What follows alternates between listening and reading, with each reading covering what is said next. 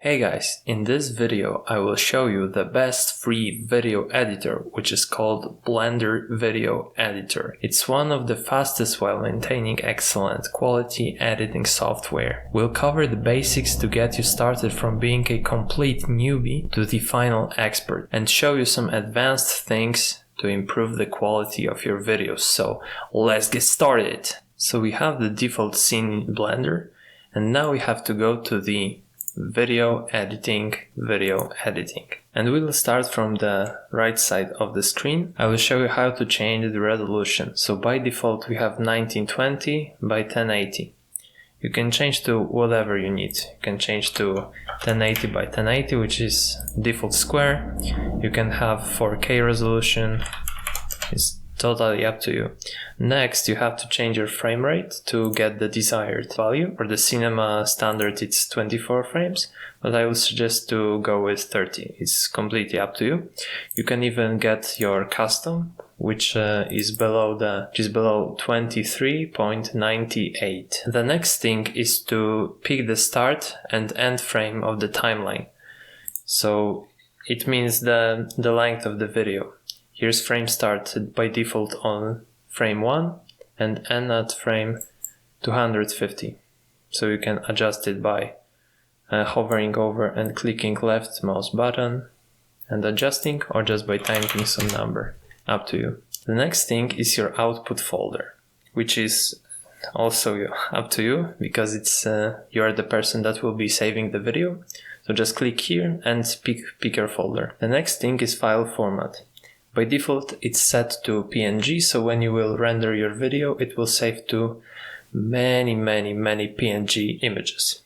So to have MP4, go for FFmpeg, go to encoding and change container from Matroska to MPEG-4.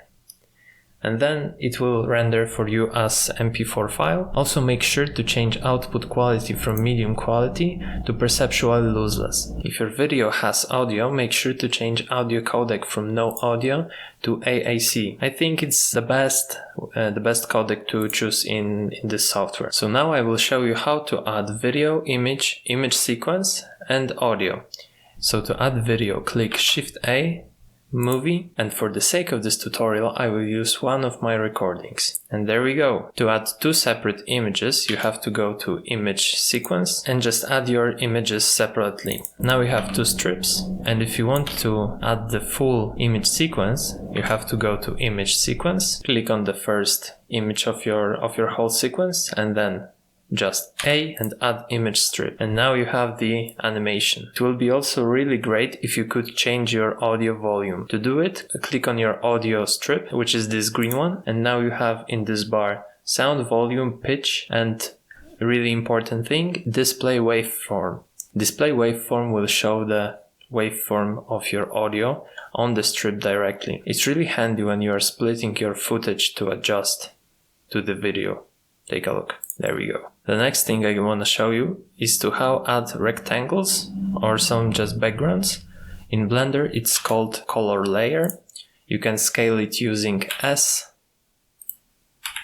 You can move it using G, and then you can press X to lock it along the X-axis, or Y, which will lock to your Y-axis. You can also rotate it, and you're doing it with R. To change the color of the rectangle, go to this color wheel and adjust it to your needs. Also very basic stuff. Next thing I want to show you is to how to add text. Just Shift A, text, and there you go. You can choose whatever font you need just by clicking open, opacity here, and to the text the same shortcuts such as S for scale, G for move, and R for rotation works for the text layer. And to change the text you have to click here in Effect Strip. The next thing you're gonna need is splitting your footage. In Blender you are doing it using the shortcut K, just like that. You can split multiple strips at once just by selecting all of your strips that you wanna split and clicking K. Just like that. The next thing I want to show you is how to do very simple transitions. I think the simplest transition is just fade in and fade out. In Blender, you can select your strip, click Shift A, then fade, and fade in and out, or fade in or fade out. Up to you. I would say for this strip I don't need any fade out, because I will do it only for this strip. So Shift A, fade, fade in. And you can change your, as you see here, we have some kind of curve, and to change the shape of it, go to the corner to bring the next window, and in this icon choose Graph Editor. Then click this, and you have this nice curve. It's Bezier for now, and you can scale your handles, and I would suggest going to this panel and change to individual origins, individual centers in this case, and just scale both, and you will have very sharp. And you can just pick G, lock to x-axis, and you can see how the curve is changing. So let's say you have your video fully edited and you are ready for your final render. With making sure that your output format is correct, so MP4, perceptual lossless, and video codec AAC, you've specified your output folder and you adjusted the end frame and start frame. Just go to the render and then render animation. Also, you may wanna render just one frame as the PNG to maybe use it as thumbnail or something like that, and then just press F12 or go to render and render image. That's it. I want to also show you how to change the length of the strip. You can just click on the end of your strip, then G, and increase or decrease the length. Same at the beginning of your strip. Click G, move, and there you go. Okay, now that we've covered the basics, we're gonna go with some more advanced. We'll start from simple animations such as just rectangle movement, and let's move it to the left. You can animate it using the transform tab. So here we have the position X, which is this axis, and position Y, which is this axis. We're gonna animate on the X axis, hover over that number, press I to insert keyframe on frame 1. Let's change the length of the strip by using G, go to the last frame and move it somewhere here. Then press I to close this animation, and you have the rectangle moving. I really like this kind of movement that it starts very slowly and then rapidly increases the velocity. So to do it, select all your handles, which is 2, and scale it up, all the way up, with individual origins as pivot point. Then start your animation,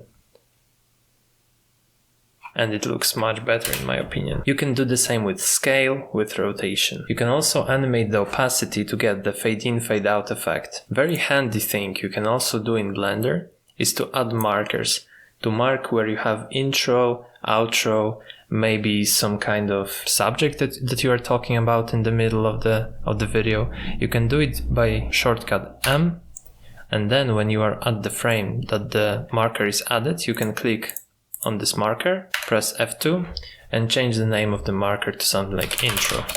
There you go, really handy stuff. Now I would like to show you some effects, and I would cover 2 effects in this video, and these are the Gaussian blur effect and glow effect. I will do it with and without adjustment layer, so you will see the difference. We'll start with adjustment layer, we can add it, and then when you click on your adjustment layer, then Shift A, Effect Strip, Gaussian Blur. When you are adding an effect to the adjustment layer, it's only on this adjustment layer, so when the adjustment layer ends, you have no Gaussian Blur here, and no Gaussian Blur here. You have Gaussian Blur only when you have your adjustment layer. Then click on Gaussian Blur, and in Effect Strip, change size X and Y. Just click on both, drag the mouse to the bottom to cover both, and then crank up.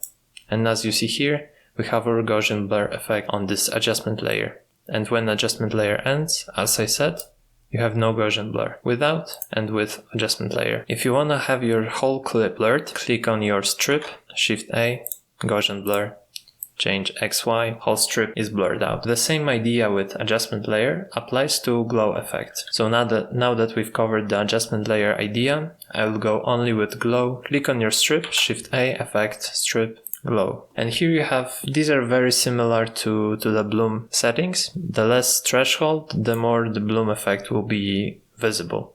You can crank up boost factor to have really too much glow. And yeah, that's how we go with the glow. So all of these settings are totally up to you. Now I will show you how to speed up the video. That's really useful skill, and I'm pretty sure you will have to use it once. So select your strip, effect strip, speed control, change stretch to multiply, and put the number that you want to speed up your video by. So in my case it will be 2. I will first show you what's the velocity, what's the speed of the original footage. So here you have it. And it's also the animation from my first video.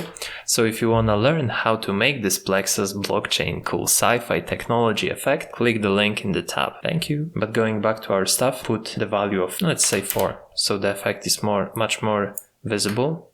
And as you see, and at some point the video stops. So when the video stops, you have to find this frame, then click K and delete. And here you have it. And here you have it. The footage is much faster. If you want to change the color of your footage, go to modifiers, add strip modifier. So just pick bright and contrast, and it's brightness and contrast. Next you have color balance, which gives you lift, gamma, and gain. Totally up to you. And you have hue correct. Thanks to that modifier, you can change the color by clicking on hue and then just have fun with your curves. You can also check other modifiers such as curves, and this one is probably known by using Photoshop or After Effects maybe. And yeah, there are some other modifiers, but I think these that I've covered are the most important. And now I would like to show you how to add 3D object to the video editing scene. And to do it, you have to have your object already prepared in the scenes tab. So I have my object in scene 004, and it's just basically the icosphere with all faces selected, then select checker deselect, and then Alt E extrude individual faces, and with faces selected, I just scaled them down, put some basic red material. Really important thing when you do objects, put the object in video editing sequence, you have to go to film and click transparent. That way you won't have any background, and you can put your object over the background or over the footage you have in your video editor. So let's name our scene to make everything clear, and go back to your scene where you have your footage. Go to video editing, and here we are in our tab. Now we have to Shift A, add scene, and the scene with your object. In my case it's icosphere. I will change the color of the background so you see that it's actually transparent, do blue. And my icosphere is red color, and we have nothing in the background. I can press render just one frame, and as you see here it's rendered. But sometimes it would be really good if you could preview in your video editor the rendered view of your object. And you can do it by clicking N, going to view, and here you have this scene strip display. You have to click on it, and here you have shading. You can choose from wireframe, solid, material preview, or rendered. And please take note that the preview will be much slower than if you were just previewing your object or your footage. And the last thing I want to show you is how to make meta strip. Meta strip works like composition in After Effects or like group in Photoshop. So it just takes all the objects you selected and puts them into one strip. You can make it using shortcut Ctrl-G, as you see here, or by clicking right mouse button and make meta strip. You have also the color representation of your strips, which is the purple, magenta, that kind of color for the text layer, and this orange, brownish, coffee color for our image sequence. And you can also adjust the length of that, cut it, or split with the K shortcut, whatever you want to do. Thanks for watching the video. Feel free to subscribe to my channel to be notified about tutorials in the future. Smash the like button, and if you have any comments or questions about the things that weren't explained in the video, you know what to do. Also check my Instagram profile to see my stories with behind the scenes or announcement of the future tutorials. See you in the next one.